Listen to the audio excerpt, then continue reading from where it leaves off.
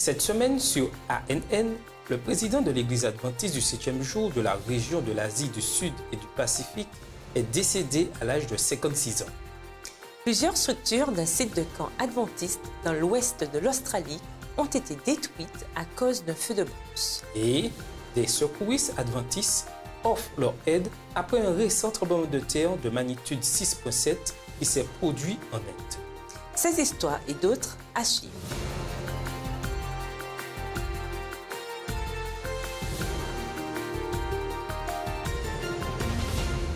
Vous êtes sur ANN, une émission de l'Église adventiste du 7e jour.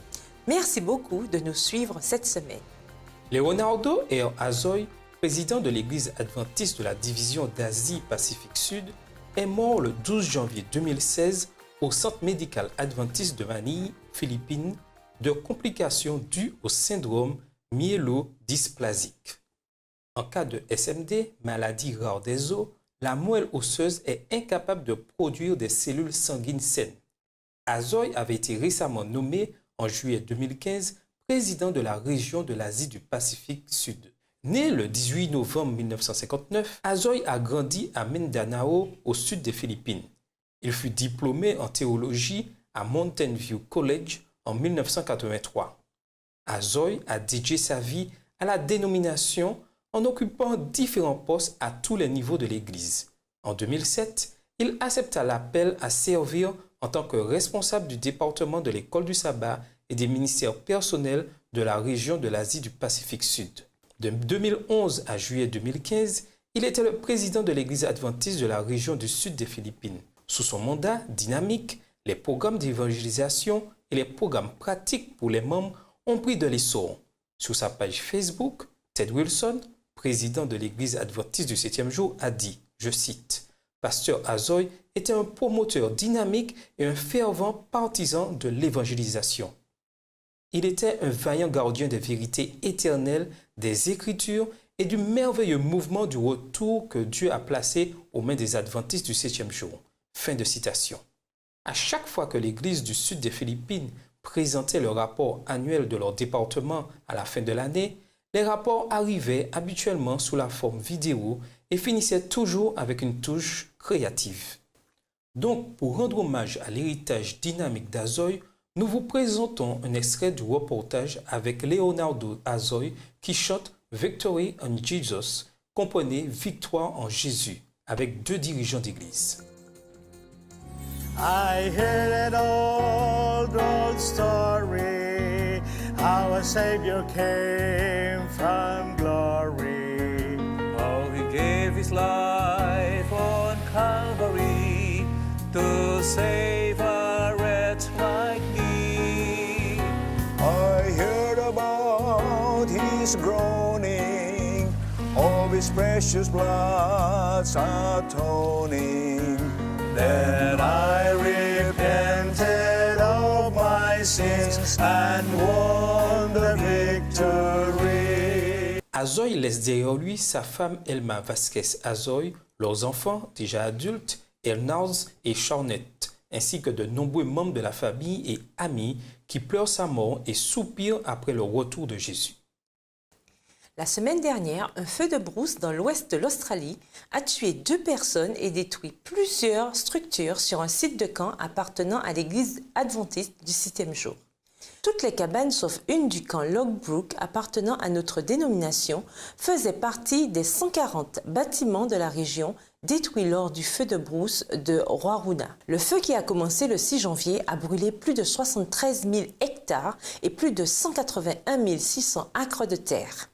Le secrétaire général de l'Église adventiste dans la région de l'ouest de l'Australie, Sid Griffith, a survolé le site de camp en avion 2 jours plus tard et a confirmé les dégâts. Le président de l'Église de la région de l'ouest de l'Australie, Terry Johnson, a posté les informations suivantes sur sa page Facebook.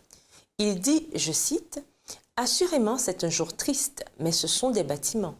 Tous les souvenirs demeureront. Les bâtiments peuvent être reconstruits. » Pasteur Johnson a exprimé ses condoléances aux familles des 2 hommes âgés de 73 et 77 ans qui furent tués dans les flammes. La ville historique de Yarloop, peuplée de 600 personnes, fut qualifiée de zone de combat avec 128 maisons détruites par le feu. 2 familles adventistes faisaient partie de celles qui ont perdu leur maison dans les flammes. Des milliers de résidents dans la région sont toujours sans courant. L'Agence adventiste du développement et de l'aide humanitaire, ou ADRA, a mis en place une équipe d'intervention d'urgence et travaille avec d'autres organisations humanitaires pour aider à trouver des logements pour ceux qui sont déplacés par les incendies. Un tremblement de terre de magnitude 6,7 a frappé l'Inde au début du mois à la frontière avec le Bangladesh et Myanmar. Le tremblement de terre a tué au moins 9 personnes et en a blessé près de 100.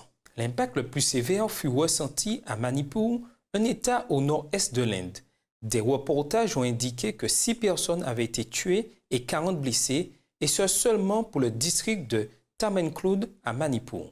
Dans l'heure qui a suivi le tremblement de terre, ADRA Inde a commencé la coordination avec d'autres organisations humanitaires et l'équipe basée dans l'État de Manipur a commencé à collecter les données préliminaires. ADRA Inde s'est associé à d'autres organisations humanitaires en plus du gouvernement de l'État afin d'aider plus de personnes. Le mois dernier, les résidents du Nicaragua ont eu la chance de voir la phase humanitaire de la jeunesse adventiste par le biais de la couverture des médias nationaux d'une collecte de fonds dans ce pays de l'Amérique centrale. Plus de 2000 éclaireurs et aventuriers ont lancé une collecte de fonds en faveur des jeunes handicapés organisée par le Téléthon Nicaragua Foundation. Comprenez la fondation du Téléthon du Nicaragua. L'importante organisation non gouvernementale locale a spécifiquement demandé à l'Église adventiste du 7e jour d'aider à lancer le programme. Les jeunes en uniforme et portant des récipients spécialement étiquetés ont envahi les rues et sont entrés dans des entreprises, des marchés, des restaurants et des barbiers pendant 2 jours. Ainsi, les éclaireurs et aventuriers ont collecté plus de 150 000 cordobas d'or nicaraguayens ou 6 000 $ américains. Marvin Gomez, le directeur du département de la jeunesse de l'Église adventiste au Nicaragua, a partagé l'impression générale sur la campagne de collecte. Il a déclaré, je cite, « Ceci fut une grande occasion pour nos jeunes de représenter l'Église. Ils étaient impatients de participer à ce grand programme en faveur de ceux qui ont des besoins spéciaux. » Il a poursuivi en disant, je cite, « Donc, c'était une formidable opportunité pour l'Église d'avoir un tel contact direct avec le public. » Les organisateurs du Téléthon Nicaragua Foundation ont remercié les dirigeants d'Église d'avoir supervisé ce qu'ils ont appelé une campagne de collecte de fonds bien organisée. Selon Gomez, un autre grand groupe de jeunes collecteront des fonds pour la fondation dans la région sud du pays le mois prochain. Le gouvernement national de la République dominicaine a récemment récompensé une radio adventiste du 7e jour pour son influence positive sur les familles à travers le pays. La radio adventiste Amanesseur a reçu la National Medical Awards pour ses programmes quotidiens appelés Let's Restore the Family. Comprenez Restaurons la famille. La récompense est donnée une fois par an aux médecins et aux institutions qui contribuent positivement à la société. Radio Amanesseur émet sur l'île depuis 33 ans et couvre 85% du pays avec des auditeurs estimés à 7,9 millions. Durant la présentation de la récompense, le directeur de The Awards, Dr Sergio Solis Taveras, a déclaré, je cite, « Let's Restore the Family » est récompensé pour sa contribution aux valeurs morales et spirituelles qui guérissent les familles émotionnellement et sont nécessaires pour rebâtir notre société.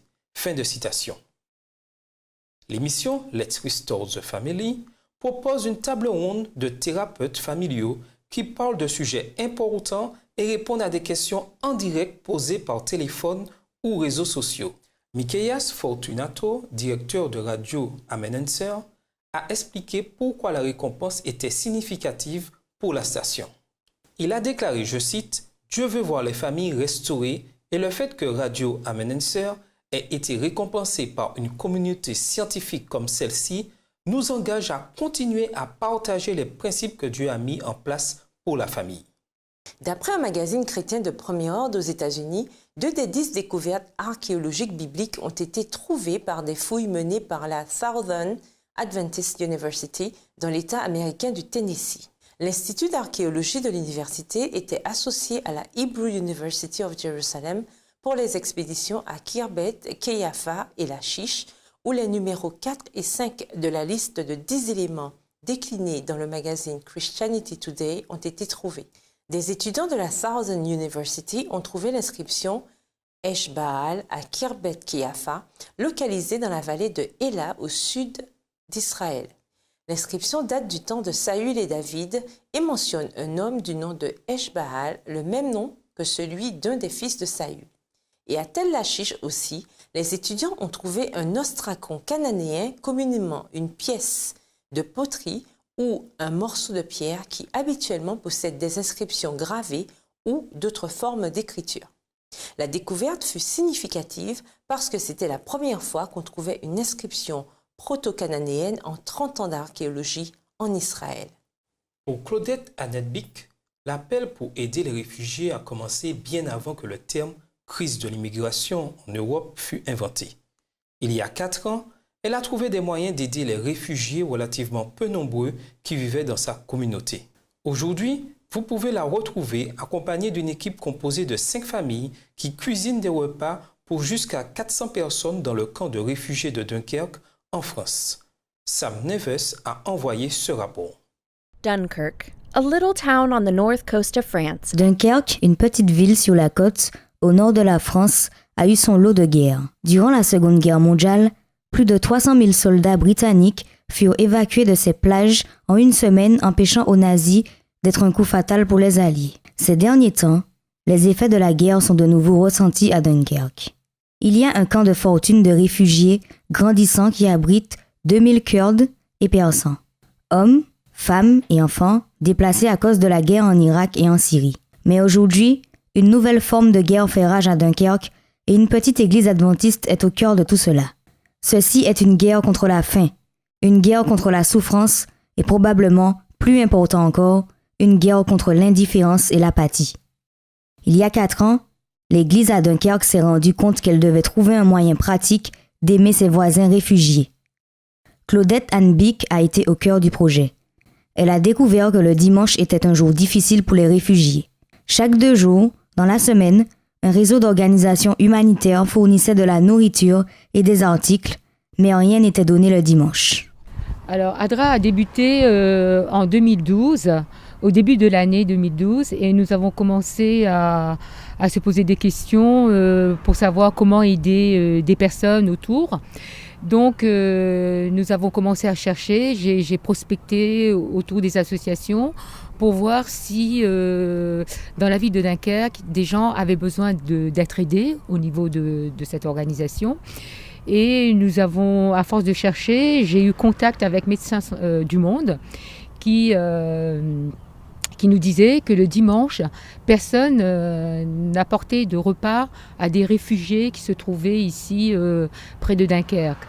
Donc on s'est mis d'accord et on a discuté ensemble avec tous les membres d'église pour savoir si on pouvait faire quelque chose. Donc on a décidé au début d'apporter un peu de gâteau et du thé à ces réfugiés. Et très vite nous nous sommes rendus compte que ce n'était pas suffisant et qu'il fallait vraiment porter un repas chaud, donc un vrai repas le dimanche. Donc nous avons démarré, ADRA a démarré la même année. Et que le fait d'aider les migrants sur Dunkerque, quoi. Ça a débuté en même temps l'ouverture de l'antenne locale d'ADRA et l'ouverture de notre association envers les migrants, quoi, pour les aider. Quand nous avons commencé en 2012, le camp était très petit, il y avait environ entre 40, 50, 60 personnes au début. Après, petit à petit, ça a monté jusqu'à 100, 150, 200. Ça a rebaissé. Et là, depuis le mois d'août de cette année, 2014, le nombre a continué à augmenter de 100, 200, 300, 400, 500, jusqu'à 2000 personnes. Parfois, ça descend un petit peu pour certains. Parfois, ça remonte par rapport à d'autres. Certaines personnes disent jusqu'à 2800 personnes, mais bien sûr, on ne les compte pas, nous, quand on est sur le terrain. Et les migrants ne restent pas forcément toute la journée sur le camp, ils bougent. Du lever jusqu'au coucher, ils rentrent et ils sortent du camp toute la journée, quoi. Cette petite église à Dunkerque expérimente vraiment le message du bon samaritain. Les membres ont rencontré des gens de différents endroits, différents héritages et différents mondes, mais ils les ont considérés comme des frères et sœurs. Ils savaient qu'ils ne pouvaient compter sur personne pour prendre les devants. Au lieu de cela, ils ont décidé d'être la différence qu'ils veulent voir dans le monde. Un sommet sur le bien-être émotionnel a débuté cette semaine dans l'État américain de la Floride, qui rassemble des professionnels de santé, des responsables du ministère de la Santé, des pasteurs et d'autres personnes qui veulent en savoir plus sur la prévention, le traitement et les stratégies de guérison pour une meilleure santé mentale.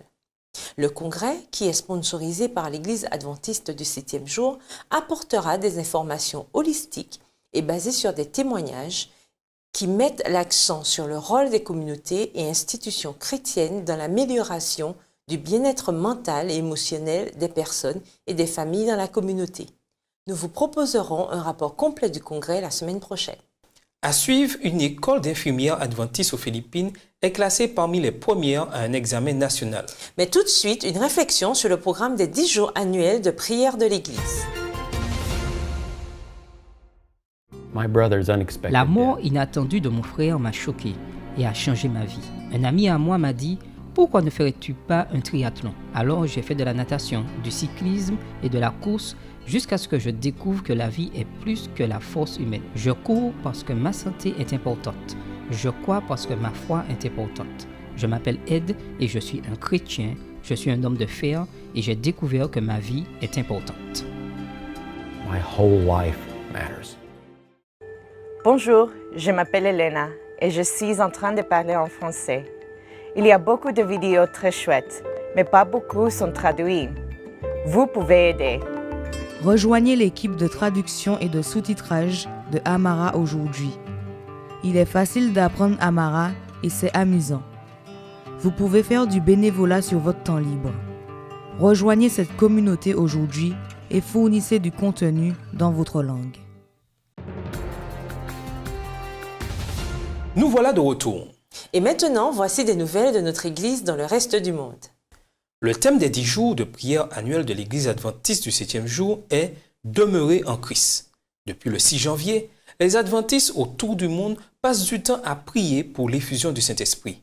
Alors que le programme touche à sa fin, nous avons demandé à Jerry Page, secrétaire de l'association pastorale de l'Église, d'expliquer pourquoi il est important pour les membres de prier collectivement. Je ne peux pas vous donner toutes les raisons de l'importance du programme, mais je peux vous dire que Dieu dit que ça l'est. Et Jésus a dit ces mots. Ce petit fascicule, prier pour l'appui de la saison, expose la raison et la méthode pour conduire le programme.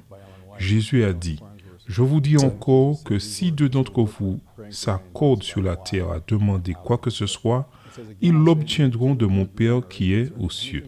Car où il y a 2 ou 3 personnes assemblées en mon nom, je suis là au milieu d'elles. » Et il y a une autre citation d'Ellen White qui dit les mots suivants.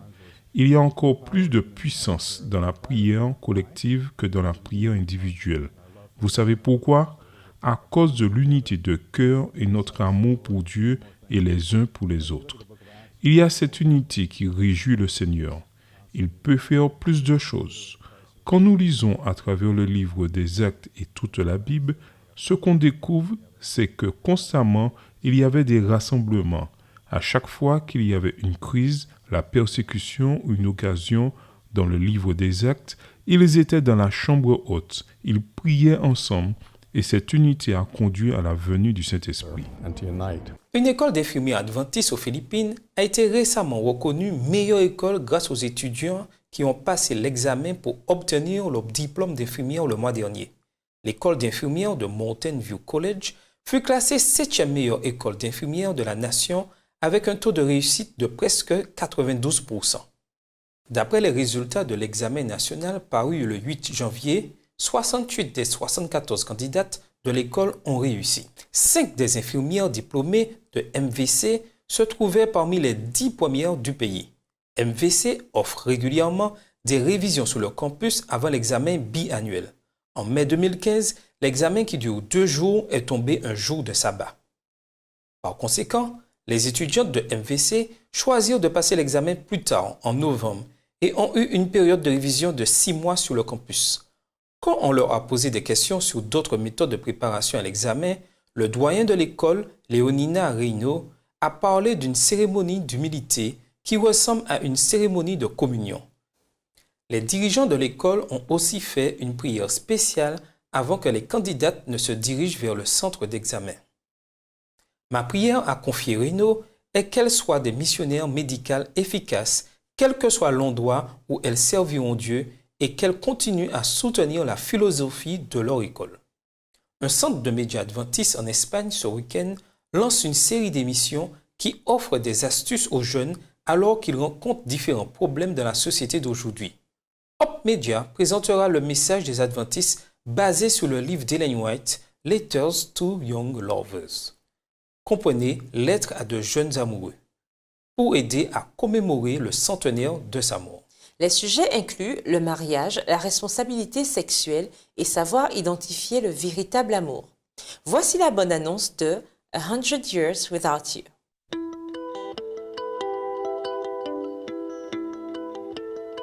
L'amour est une de ces choses dont nous parlons et entendons souvent parler, parfois sans même vraiment le comprendre. En lisant la Bible, je suis tombée sur des versets et des poèmes qui illustrent l'amour comme étant un principe important et sacré en quelque chose que Dieu lui-même a créé. N'est-il pas vrai que si nous suivons Jésus et le laissons être notre plus grande influence, notre amour pourrait ressembler plus au sien? Seulement, en étant unis à Dieu quand le moment viendra, il nous montrera ce qu'il y a de meilleur pour nous, la voie pour être vraiment heureux.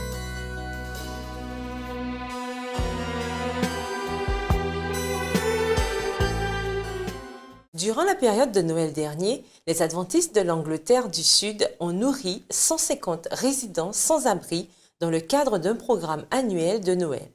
Le Centre des adventistes a attiré des gens de toutes les parties de Londres, de cultures et d'origines sociales variées. En plus de la nourriture, le centre a proposé des coupes de cheveux, de l'aide pour postuler un emploi, des astuces pour écrire un CV, des vêtements et des discussions sur la motivation. Bien que les organisateurs n'attendaient que 100 invités, ils ont affirmé que Dieu a pourvu pour les invités en surplus qui avaient besoin d'une dose supplémentaire de compassion durant la saison. Des bénévoles de tous âges, enfants, éclaireurs et adultes, ont été volontaires pour donner un coup de main aux citoyens les plus vulnérables de leur communauté. Nous voulions poursuivre notre reportage sur les différentes manières dont les adventistes font la différence dans la vie des réfugiés en Europe. L'Agence de développement et d'aide humanitaire adventiste en Slovénie, qui a été en première ligne de l'aide humanitaire dans la région, continue à distribuer des objets pratiques. Des travailleurs humanitaires ont récemment commencé une large distribution de biberons et de nourriture pour bébés. Adra Mercedoine a aussi distribué des articles pour les familles voyageant avec des bébés et des petits-enfants. Des travailleurs humanitaires ont fourni des porte-bébés pour assister les parents alors qu'ils traversent le continent. Et pour finir dans les nouvelles cette semaine, un membre de l'Église adventiste du 7e jour au Brésil a récemment été reconnu comme étant un merveilleux citoyen pour sa contribution à sa ville. Pasteur Patrick Marlon Chavez Ferreira a été élu citoyen de la ville de São José do Vale do Rio Preto. Le gagnant du titre est choisi par un conseil composé des autorités du bureau du maire. Le candidat pour la récompense doit être un citoyen qui, d'une certaine manière, contribue au développement de la ville. Ferreira fut récompensé pour le temps que ces deux églises ont passé à aider les résidents de leur communauté quand il en était responsable. La récompense donnée au pasteur fut aussi une reconnaissance du message des adventistes et du travail de l'Église dans la région. Ferreira a déclaré, je cite, « Durant la cérémonie, les autorités actuelles m'ont dit que maintenant, ils voyaient l'Église adventiste différemment, comme une dénomination qui se soucie de la communauté. » Nous serons de retour dans quelques minutes pour nos rubriques hebdomadaires. J'étais avec quelques collègues l'autre jour et nous avons rencontré un procureur de la ville de Brooklyn à New York. Il nous a parlé d'un programme intitulé Redirect, changer de direction, qui aide les jeunes qui ont des problèmes avec la justice à changer, réformer leur vie et retourner dans la société en étant une nouvelle personne. Saviez-vous que Jésus est notre avocat et notre juge dans le tribunal céleste? Après la mort et la résurrection de Jésus, Jésus a vu Marie à la tombe et quand elle l'a reconnue, il l'a attrapée et serrée dans ses bras. Il lui a même dit « Ne me touche pas car je ne suis pas encore monté vers mon Père ». Jésus a été l'ultime sacrifice Il a expié nos péchés en cas de repentance. Il est retourné au ciel et son sacrifice a été accepté par Dieu le Père. Puis il a pris le rôle de grand prêtre dans le sanctuaire céleste pour donner à tous sur terre la chance d'être sauvés. Quand il vient, il n'est pas un procureur, il est notre avocat universel. Quand nous avions des ennuis avec la loi de Dieu, il nous a placés dans un programme changé de direction appelé expiation. Nous promettons que si nous demandons le pardon, il est fidèle et juste de nous pardonner et nous laver de toute iniquité, et il nous remet dans la société en tant que nouvelle personne. Je suis si heureux que Jésus nous représente, vous et moi. Il n'a pas d'honoraire additionnel, pas de pourcentage à donner après la fin du procès. J'aimerais que vous sachiez que le salut est gratuit dans le sanctuaire de Dieu. After the case is over, I want to let you know salvation is free in the sanctuary of God. Pas de frais à la signature. Pas de frais cachés. Pas de contrat. Pas de date d'expiation. C'est le don de grâce gratuit de Dieu. Et c'est totalement gratuit. Acceptez ce cadeau.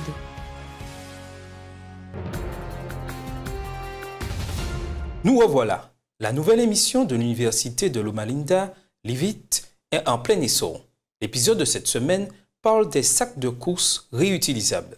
Bien qu'ils soient géniaux pour l'environnement, vous êtes peut-être en train de porter plus que des courses dans votre sac. Regardez.